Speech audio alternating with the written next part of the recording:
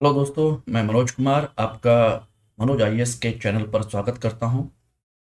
दोस्तों, आज मैं आप सभी लोगों के लिए आईएएस पीसीएस 2023 और 24 के दृष्टिकोण से भारतीय अर्थव्यवस्था के समसामयिकी पोर्शन पर एक नया सेशन स्टार्ट कर रहा हूं और मैं चाहता हूं कि आप इस सेशन का लाभ उठाएं। दोस्तों, आज के इस सेशन में हम लोग पिछले एक वर्ष के इकोनॉमी से संबंधित जितने भी करंट इकोनॉमी से संबंधित जितने भी टॉपिक हैं उन सभी को हम एमसीक्यू यानी कि मल्टीपल चॉइस क्वेश्चन की फॉर्म में उनको डिस्कस करेंगे और उनका पूरा एनालिसिस करने की कोशिश करेंगे।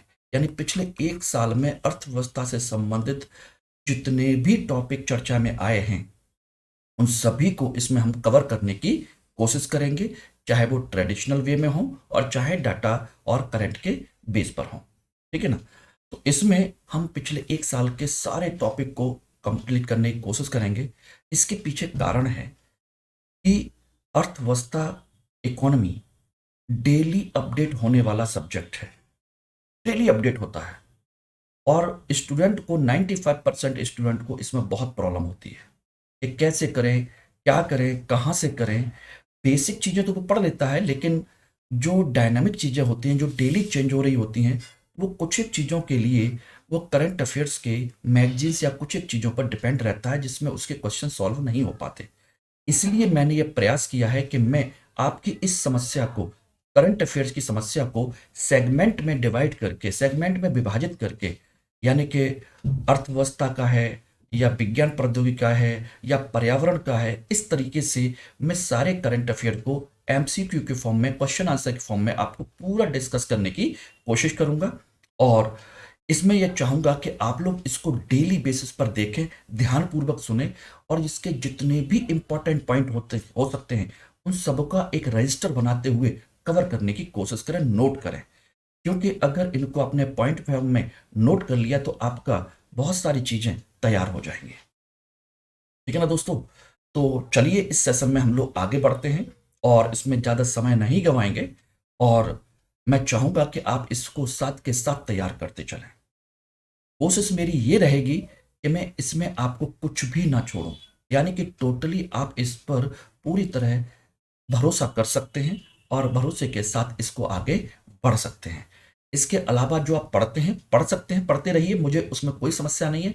मैं आपको बस एक एक्स्ट्रा सारी चीज़ें कवर कराने की कोशिश कर रहा हूँ, सारी चीज़ें करूँगा।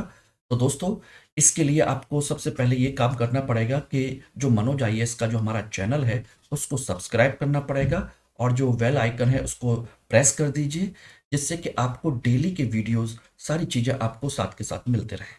तो चलिए दोस्तों, इस सेशन को हम लोग आगे बढ़ाते हैं और इसमें क्वेश्चन फॉर्म में जो सारी चीज़ें हैं उनको हम डिस्कस करने की कोशिश करते हैं।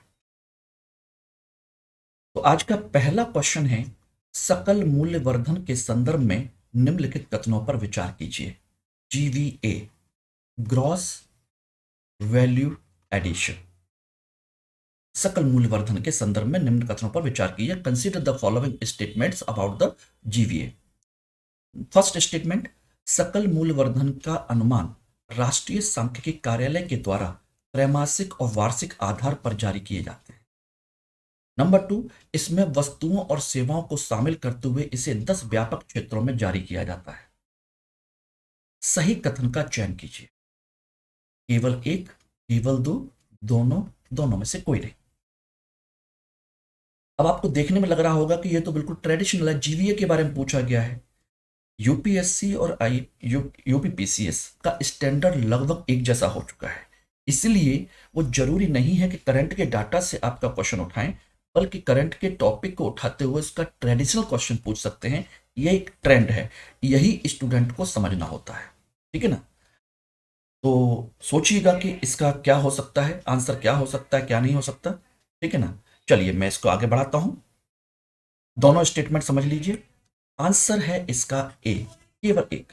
सकल मूल्यवर्धन का राष्ट्रीय अनुमान राष्ट्रीय सांख्यिकीय कार्यालय, नेशनल स्टैटिस्टिकल ऑफिस के द्वारा त्रैमासिक और वार्षिक, यानी ध्यान रखिएगा, क्वार्टरली और एनुअली, 6 मंथली नहीं होता, ध्यान रखना, पर आधार पर जारी किया जाता है। बिल्कुल स्टेटमेंट सही है। और इसमें वस्तुओं और सेवाओं को दोनों को शामिल करते हुए 8 क्षेत्रों में विभाजित किया जाता है, ना कि 10, इसीलिए गलत है। यानी कि अर्थव्यवस्था को 10 क्षेत्रों में नहीं बल्कि 8 क्षेत्रों में विभाजित करते हैं, जिसके आधार पर इसके आंकड़े जारी किए जाते हैं। पहला है कृषि एवं वानिकी, एग्रीकल्चर फॉरेस्ट्री, माइनिंग खनन, विनिर्माण मैन्युफैक्चरिंग, बिजली गैस एवं जलापूर्ति, electricity gas and water supply, व्यापार होटल परिवहन संचार, ये है ट्रेड, होटल्स, ट्रांसपोर्ट, कम्युनिकेशन, वित्तीय एवं real estate, financial and real estate, निर्माण कंस्ट्रक्शन, लोक प्रशासन तथा रक्षा संबंधी सेवाएं। ये 8 सेगमेंट है। इनको याद रख लीजिए। क्वेश्चन यहां से पूछा जा सकता है कि जीवीए के कैलकुलेशन में हम निम्न में से किसका या किस सेगमेंट को हम शामिल नहीं करते या किस किस सेगमेंट को शामिल करते हैं, यहां से भी क्वेश्चन आपका पूछा जा सकता है। अब बात आती है इसमें करंट में ऐसा क्या है। करंट में इसका मुद्दा यह है कि जीडीपी, ग्रॉस डोमेस्टिक प्रोडक्ट, और जीवीए, ध्यान रखना, दोनों के बीच में गैप बढ़ता चला जा रहा है। यानी कि जीवीए कम हो रहा है, जीडीपी का ग्रोथ हमारा बढ़ रहा है। ये चर्चा अभी हाल फिलहाल में आई है कि हमारा ये सारी चीजें हो रही हैं, दोनों के मध्य अंतर जो है वो बढ़ रहा है। बढ़ने के पीछे कारण क्या है, क्यों है, ध्यान रखना। पहली बात तो देखिए, जीवीए का कैलकुलेशन का जो आधार वर्ष है, बेस ईयर, इसको याद रख लीजिए। आधार वर्ष क्या है, 2011-12। ये क्वेश्चन आपका ये बन सकता है। GBA, gross value addition, GDP और जीबीए, ध्यान रखना, जीडीपी जो कैलकुलेट किया जा रहा है वो बाजार मूल्य पर किया जाता है, मार्केट प्राइस पर, ध्यान रखना, मार्केट प्राइस पर, यानी कि इस समय जो चल रहा है। और जीवीए जो काउंट किया जाता है ये किया जाता है स्थिर मूल्य पर, फिक्स्ड प्राइस, फिक्स्ड कॉस्ट, स्थिर मूल्य पर यह किया जाता है। ध्यान, दोनों में अंतर ध्यान रखिएगा। ओके, तो पहली चीज तो इसको ध्यान रखने की यहां जरूरत है।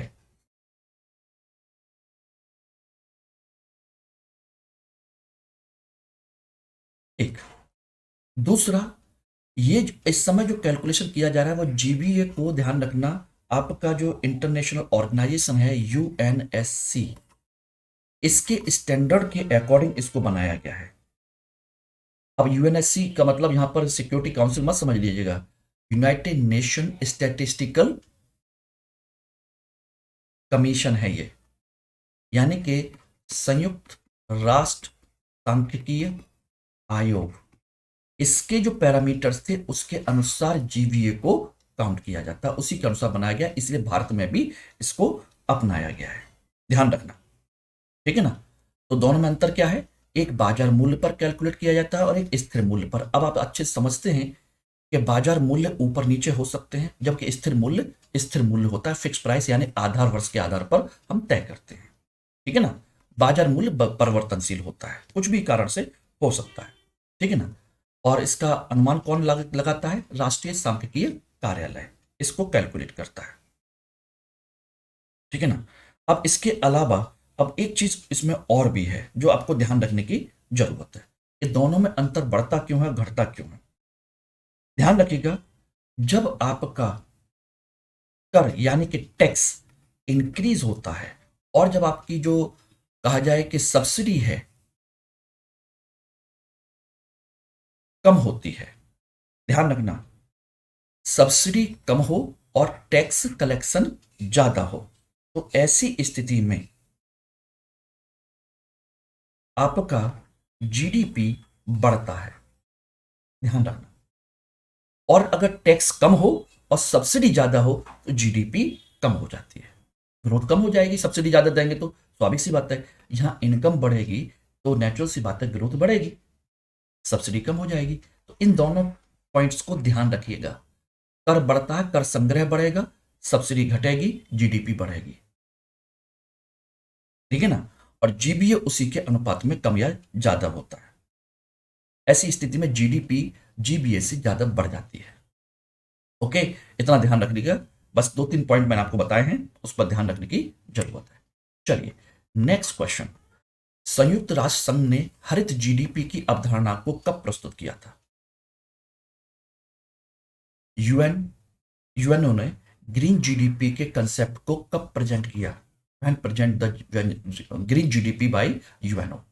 1992, 1993, 1995, 2002? बताइए। ये भी करंट का क्वेश्चन है। मैं कोई भी ट्रेडिशनल क्वेश्चन नहीं होगा, लेकिन हाँ ट्रेडिशनल की तरह आपको दिखेगा दोस्तों,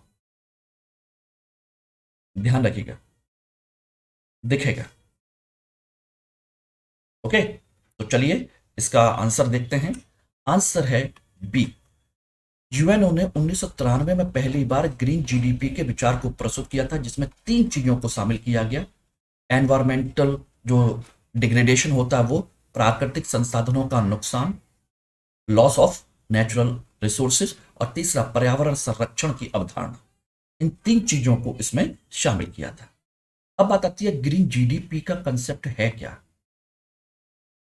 ग्रीन जीडीपी, जीडीपी में से देखिए, जीडीपी का मतलब होता है एक देश में कुल उत्पादन होने वाली वस्तुओं सेवाओं का कुल मूल्य। एक देश में जितनी भी वस्तुएं सेवाएं पैदा होती हैं उनकी टोटल वैल्यू निकाल लीजिए, तो उसको हम क्या कहते हैं? जीडीपी। तो नेचुरल सी बात है कि जीडीपी का जो हम पैदा करते हैं उसमें बहुत सारे संसाधनों का इस्तेमाल करते हैं, रिसोर्सेज को यूज करते हैं, ठीक है ना। उसके साथ के साथ हम क्या करते हैं? पर्यावरण को नुकसान पहुंचाते हैं, उससे एनवायरमेंट का लॉस होता है, समाज का नुकसान होता है, सारी चीजें होती हैं। यानी कुल मिलाकर के इस जीडीपी में हम जब पैदा करते हैं तो बहुत सारे पर्यावरण के नुकसान को भी शामिल करते हैं। यदि इसमें से एनवायरमेंटल लॉस, जो पर्यावरण का नुकसान हुआ है, उसको माइनस कर दें तो हमें क्या निकल के आ जाएगा? Green GDP. यानी कि 100 रुपए की जीडीपी निकल के आई है और 10 रुपए का पर्यावरण का नुकसान हुआ है, तो टोटल ग्रीन जीडीपी कितनी निकल के आएगी? 90। ये ऐसी जीडीपी है जिसमें पर्यावरण का कोई नुकसान नहीं हुआ है। ओके, क्लियर हो गया? तो इस अवधारणा को यूएनओ ने कब अपनाया? इसमें। इसका मतलब हो गया कि अब धीरे धीरे हमें क्या करना है? कंटिन्यू इसमें धीरे धीरे हमें जो एनवायरमेंटल लॉस है इसको कम करना है। यानी कि हमें इको फ्रेंडली टेक्नोलॉजी को अपनाना है। उसी तरह के रिसोर्सेज जो हैं, संसाधन जो हैं, संसाधन उनको भी अपनाना है। यानी कि अच्छे संसाधनों का सही उपयोग करना है, इको फ्रेंडली टेक्नोलॉजी का इस्तेमाल करना है। इसीलिए आप देख रहे होंगे आपकी सोलर एनर्जी पर ज्यादा फोकस कर रहे हैं बजाय किसी अन्य चीज के।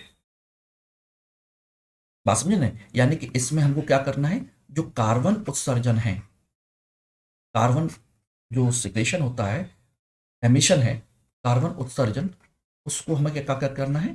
कम करना है। यही है ग्रीन जीडीपी का कंसेप्ट।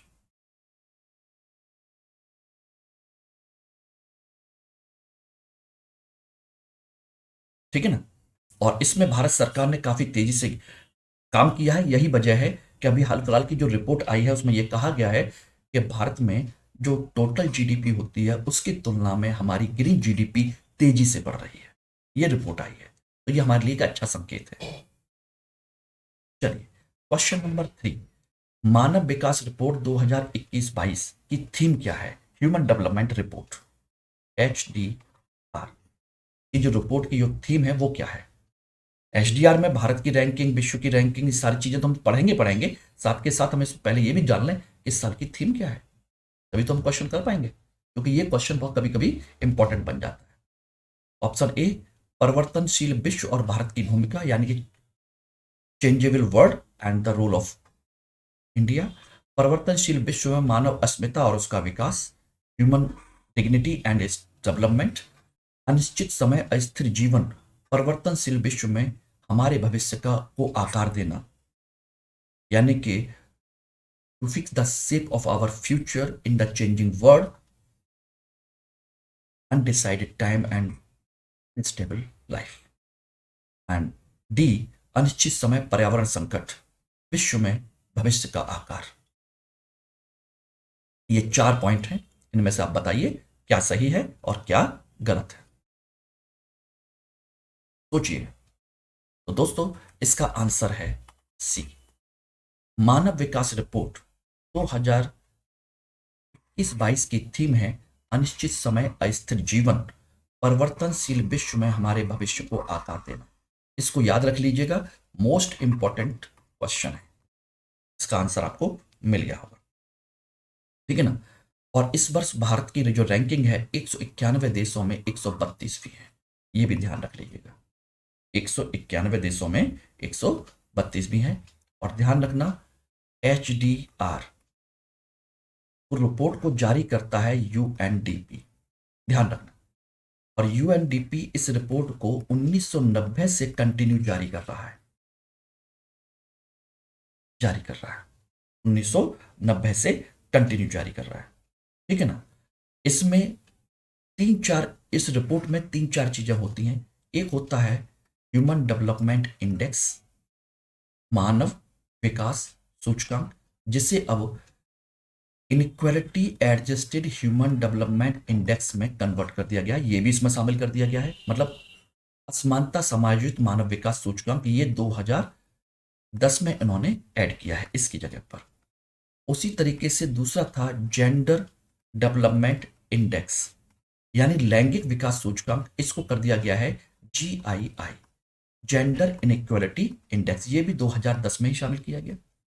तीसरा था ह्यूमन पॉवर्टी इंडेक्स, मानव गरीबी सूचकांक, इसे कर दिया गया है अब मल्टी डायमेंशनल पॉवर्टी इंडेक्स, बहुपक्षीय गरीबी सूचकांक में। यानी 2010 में ये तीन नए पैरामीटर्स, नए इंडेक्स जारी किए गए हैं इनके स्थान पर, ध्यान रखना। ओके दोस्तों, ठीक है ना, ये इसका कंसेप्ट है, इतना ध्यान रखिएगा, ये नई चीजें जारी की गई हैं। और 2021-22 में 191 देशों को शामिल किया गया, जिसमें भारत 132वें देश के स्तर पर शामिल है। और ध्यान रखना, भारत मध्यम श्रेणी का देश है, मध्यम श्रेणी के विकसित देशों में शामिल होता है, उच्च स्तर पर नहीं होता। ओके, चलिए नेक्स्ट, मानव विकास रिपोर्ट 2021-22 के अंतर्गत भारत की जीवन प्रत्याशा यानी कि लॉन्गेविटी कितनी है, लाइफ एक्सपेक्टेंसी जिसे हम कहते हैं, how much, 69.7 years, 67.2 years, 67.9 years, 69.9 years. बताइए हमारी जीवन प्रत्याशा कितनी है इस समय।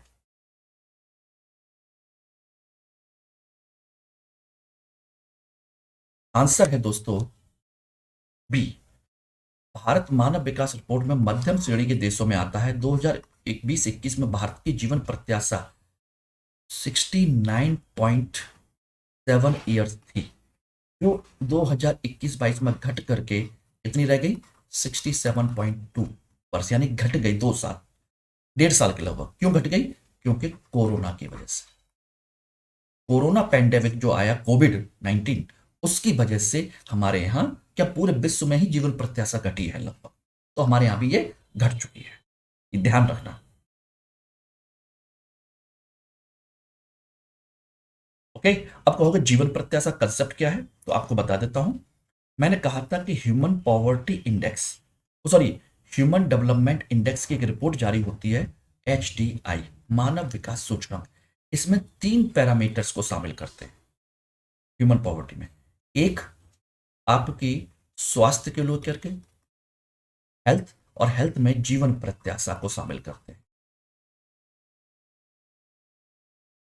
ठीक है ना। दूसरा है आपकी पर परचेजिंग पावर पैरिटी के आधार पर उसकी पर कैपिटा इनकम, जीवन पर यानी कि प्रति व्यक्ति आय, इसको शामिल करते हैं। तीसरा इसमें शामिल करते हैं शिक्षा को। 3 चीजें, यानी कि आय, शिक्षा और जीवन प्रत्याशा, स्वास्थ्य, इन तीनों को शामिल करते हैं। इनमें से आपका ये देखेंगे तो जीवन प्रत्याशा का कंसेप्ट इस समय आपका इतना है, ध्यान रखिएगा, ठीक है ना। तो 3 चीजों को उसमें शामिल करते हैं, इसमें हमने ये देखा, यानी कि जिस देश में जितनी अच्छी स्वास्थ्य सुविधाएं होंगी, वहां पर उसका जीवन काल, लोगों का औसत जीवन काल उतना ही अधिक होगा, ठीक है ना। चलिए नेक्स्ट क्वेश्चन, विश्व बैंक के अनुसार क्रय शक्ति क्षमता के आधार पर निम्न में से किसे गरीबी रेखा से नीचे माना जाता है? यानी गरीबी रेखा का पैमाना क्या है? ए, $1.5 से जो कम कमाता हो, बी, $1.9 से जो कम कमाता हो, सी, $2.0 से जो कम कमाता हो, डी, $2.5 से जो कम कमाता हो। यानी कि गरीबी रेखा का विश्व बैंक के अनुसार, वर्ल्ड बैंक के अनुसार गरीबी रेखा का पैमाना क्या है? पॉवर्टी लाइन क्या है? ये क्वेश्चन आपसे पूछा गया है। भारत में तो हम अलग जानते हैं, भारत में तो रुपए में 32 रुपए 34 रुपए के अलग से हिसाब से अलग अलग बनाया हुआ है, लेकिन यहाँ विश्व बैंक के अनुसार कितनी है ये आपको बताना है। आंसर है बी। विश्व बैंक ने क्रय शक्ति क्षमता के आधार पर वैश्विक स्तर पर $1.9 को गरीबी रेखा का पैमाना माना है। यानी कि जो सबसे निम्न स्तर की जो गरीबी है उसके लिए कितना पैरामीटर डिसाइड किया है? $1.9 पर डे से जो कम कमाता हो, प्रतिदिन से कम कमाता हो, उसे गरीब माना है। ध्यान रखिएगा। ओके, ध्यान रखना। अब कहोगे ये सब क्यों आया? क्योंकि हाल फिलहाल में वर्ल्ड बैंक, IMF, इन सब लोगों ने अपने अपने डाटा जारी किए थे, रिलीज किए थे उन्होंने अलग अलग समय के, इसीलिए ये चर्चा में रहा है। तो क्वेश्चन क्या है कि कितने परसेंट गरीबी है वो तो पूछा जाए ना पूछा जाए पता नहीं, लेकिन इतना जरूर है कि गरीबी रेखा का आधार क्या है वो जरूर पूछा जा सकता है। ओके, चलिए question number 6, poverty and shared prosperity, share नहीं shared prosperity correcting course report निम्न में से किसने जारी की है? Poverty and shared prosperity 2022 report किसने जारी की है? Option A, World Bank, B, IMF,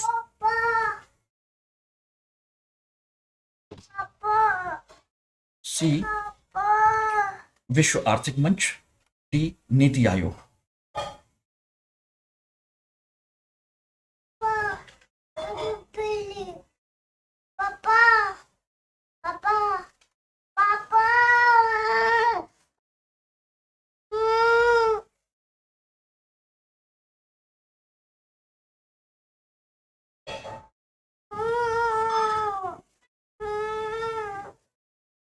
एक मिनट दोस्तों, जरा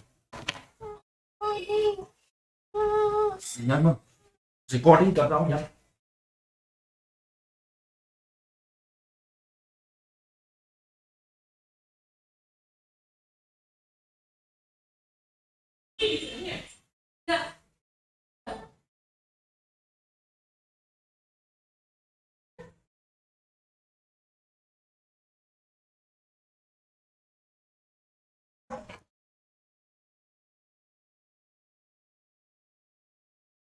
सॉरी दोस्तों, थोड़ा सा डिस्टर्बेंस हुआ, आई एम सॉरी, वो बेटी अचानक आ गई इसलिए।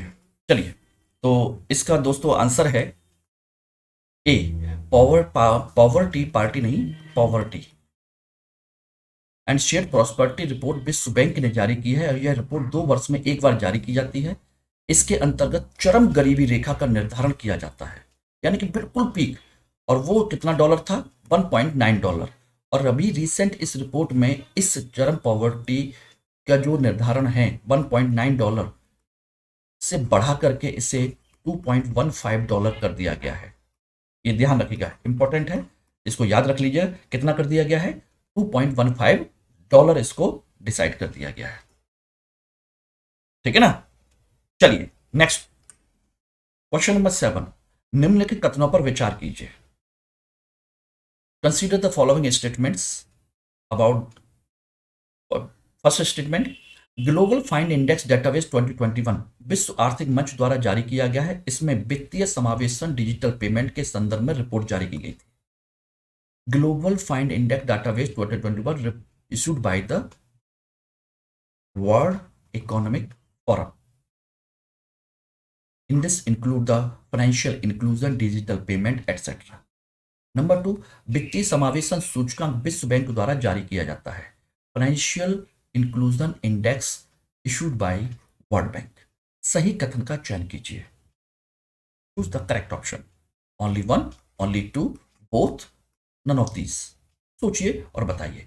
ये सब डियर दोस्तों ध्यान रखने, ये सब के सब इंपॉर्टेंट क्वेश्चन है, इंपॉर्टेंट चीजें हैं जो हाल फिलहाल में करंट में रहे हैं, वही मैं आपको बताने की कोशिश कर रहा हूं। और इसका बहुत बड़ा कारण यह है कि ये सारी चीजें जो हैं करंट की, इस तरह की जो चीजें हैं, ध्यान रखना दोस्तों, कभी भी क्लास में पॉसिबल नहीं हो पाती। ये इसी तरह से डिस्कस की जाती है। ओके, तो चलिए दोस्तों, इसका आंसर है डी, दोनों ही गलत है, यानी दोनों कथन गलत हैं। ग्लोबल फाइंड इंडेक्स 2021 विश्व बैंक द्वारा जारी किया जाता है, ना कि वर्ल्ड इकोनॉमिक फोरम के द्वारा नहीं किया जाता। दूसरा, वित्तीय समावेशन सूचकांक आरबीआई के द्वारा जारी किया जाता है, RB Reserve Bank of India के द्वारा जारी किया जाता है।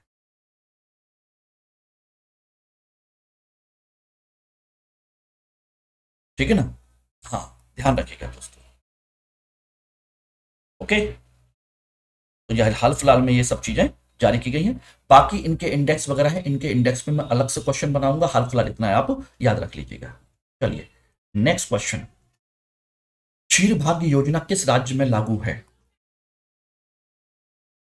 क्षीर भाग्य योजना किस राज्य में लागू है? Option A Gujarat, B Karnataka, C Orissa, D Paschim Bangal, West Bengal. Ksheer Bhagya योजना, ये इंपॉर्टेंट क्वेश्चन है स्टेट के पॉइंट ऑफ व्यू से, और यूपीएससी के पॉइंट ऑफ व्यू से किसी में भी क्वेश्चन पूछा जा सकता है, इंपॉर्टेंट है। उत्तर है बी कर्नाटक। केंद्रीय गृह एवं सहकारिता मंत्री अमित शाह ने कर्नाटक के मांड्या में मेगा डेयरी का प्रोजेक्ट का उद्घाटन किया। 260 करोड़ रुपए की लागत से शुरू की गई मेगा डेयरी प्रतिदिन 10 लाख लीटर का दूध का प्रसंस्करण करेगी, जिसे बढ़ाकर 14 लाख लीटर प्रतिदिन करने की क्षमता होगी। इसी को क्षीर भाग्य योजना के माध्यम से कुपोषण को दूर करने के लिए सरकारी स्कूलों में 65 लाख और आंगनवाड़ियों में 39 लाख बच्चों को दूध उपलब्ध कराया जा रहा है। यही है क्षीर भाग्य योजना।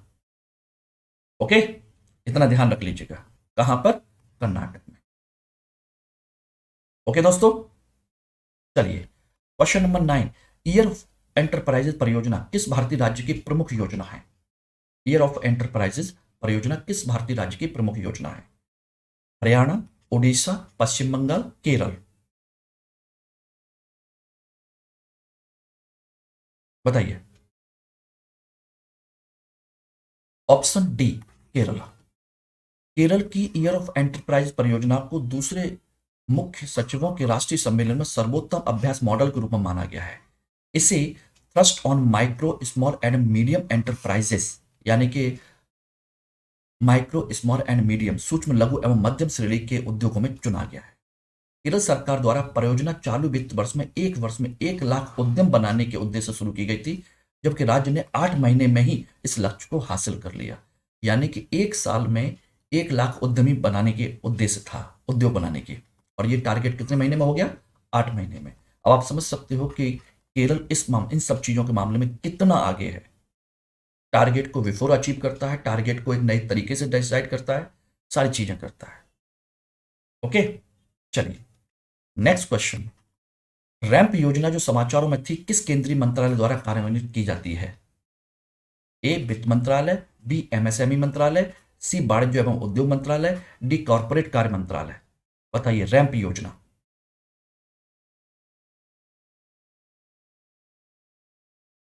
रैंप स्कीम, आंसर दोस्तों बी एमएसएमई मंत्रालय। एमएसएमई मंत्रालय नारायण राणे ने एमएसएमई के लिए 6062 करोड़ रुपए के एमएसएमई प्रदर्शन रैंप को बढ़ाने के लिए वेब पोर्टल लॉन्च किया है। इस योजना की मूल घोषणा के रूप में 2020 में सरकार और विश्व बैंक द्वारा कोविड प्रभावित एमएसएमई के समर्थन के लिए की गई थी। योजना की कुल सीमा में 3750 करोड़ रुपए में जून 2021 में विश्व बैंक द्वारा स्वीकृत किए गए, जबकि शेष राशि भारत सरकार द्वारा वित्त पोषित की जा रही है। यानी कि लगभग आधे से ज्यादा वर्ल्ड बैंक दे रहा है और आधे से कम भारत सरकार, यानी कि दोनों की दोनों योजना किसकी है? वर्ल्ड बैंक और भारत सरकार की दोनों की योजना है। ओके, ध्यान रखिएगा। क्वेश्चन नंबर 11, किस भारतीय राज्य ने राज्य की अधिवासित महिलाओं को 30% क्षैतिज आरक्षण प्रदान करने वाला विधेयक पारित किया है? 36, सोचिएगा। In which state? Option Kerala, Uttarakhand, Jharkhand, MP. Answer B Uttarakhand. Uttarakhand के राज्यपाल गुरमीत सिंह ने सरकारी नौकरियों में राज्य के अधिशासित महिलाओं को 30% क्षैतिज आरक्षण प्रदान करने के विधेयक पर सहमति व्यक्त की है। उत्तराखंड लोक सेवा आयोग विधेयक 2022 विधानसभा द्वारा पारित किया गया था। याद रख लीजिएगा, उत्तराखंड। क्वेश्चन नंबर 12, सड़क परिवहन एवं राजमार्ग मंत्रालय किस महीने में सड़क सुरक्षा सप्ताह मनाता है? इन विच मंथ? किस महीने मनाता है? नवंबर में, दिसंबर में, जनवरी में, फरवरी में? बताइए। ये बहुत बेसिक क्वेश्चन है स्टेट के पॉइंट ऑफ व्यू से, लेकिन ये क्वेश्चन दोस्तों कभी कभी गलत हो जाते हैं, नहीं याद रहते। इसलिए मेरा टारगेट ये है कि मैं उन सभी चीजों को, जो चाहे बड़े स्तर के हों चाहे छोटे स्तर के, उन सभी को आपको कराने की कोशिश करूं, कोई भी चीज छूटे नहीं। मैं अभी से लेकर के एग्जाम तक ये कंटिन्यू हमारा सेगमेंट चलेगा, कंटिन्यू चलेगा। ओके दोस्तों, इसको लगातार बनाए रखिए और ध्यान से इसको कवर करते रहिए। दोस्तों आंसर है सी, जनवरी में। केंद्रीय सड़क एवं परिवहन राजमार्ग मंत्रालय 11 से लेकर 17 जनवरी तक सड़क सुरक्षा सप्ताह मनाता है। सप्ताह के दौरान आम जनता के बीच जागरूकता पैदा करने के लिए पूरे देश में विभिन्न गतिविधियों का आयोजन किया जा रहा है। नुक्कड़ नाटक, संवेदीकरण अभियान सहित कई गतिविधियों का संचालन किया जाता है। ओके, 11-17 जनवरी तक मनाया गया था। इस बार मनाया कब जाता है? जनवरी में। चलिए नेक्स्ट, जल जीवन मिशन की घोषणा किस वर्ष के स्वतंत्रता दिवस पर की गई थी? हाल फिलहाल में चर्चा में रहा है, इसीलिए मैं आपसे पूछ रहा हूं। Option A 2014, B 2016, 2019, 2021। जल जीवन mission 14, 16, 19, 21। Answer C 2019।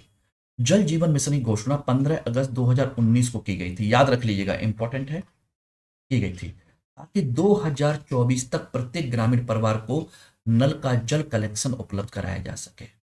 Water connection through tap water connection. कब तक टारगेट है? 2024 तक प्रत्येक ग्रामीण परिवार को। भारत अपना 74वां गणतंत्र दिवस मना रहा है और 11 करोड़ से अधिक ग्रामीण घरों में नल के पानी का कनेक्शन है। 2019 में जब मिशन लॉन्च किया था तब केवल 3.23 करोड़ लोगों के पास था और लगभग 11 करोड़ लोगों तक पहुंच। ये सरकार का मानना है, सरकार के आंकड़े हैं। ओके, इसको ध्यान रखिएगा। इसमें मैं जितनी भी योजना है उनको भी कवर करने की कोशिश कर रहा हूं, उस योजनाओं को भी कवर करिए। अब ये ट्रेडिशनल क्वेश्चन है, हाल फिलहाल का टारगेट ये था, सारी चीजें ये थी, लेकिन क्वेश्चन पूछा गया पीछे से, कब लॉन्च की गई। ठीक है ना, दो चीजें पूछे जाते हैं, टारगेट कब का है और ये कब लॉन्च किया गया, यानी 5 साल में ये करना था। क्वेश्चन नंबर 14, कौन सा केंद्रीय मंत्रालय सामाजिक न्याय और अधिकार मंत्रालय के साथ नमस्ते योजना लागू करता है? कौन सा मंत्रालय करता है नमस्ते स्कीम? आवास एवं शहरी मामलों का मंत्रालय, बी ग्रामीण विकास मंत्रालय, सी एमएसएमई मंत्रालय, डी कृषि एवं किसान कल्याण मंत्रालय।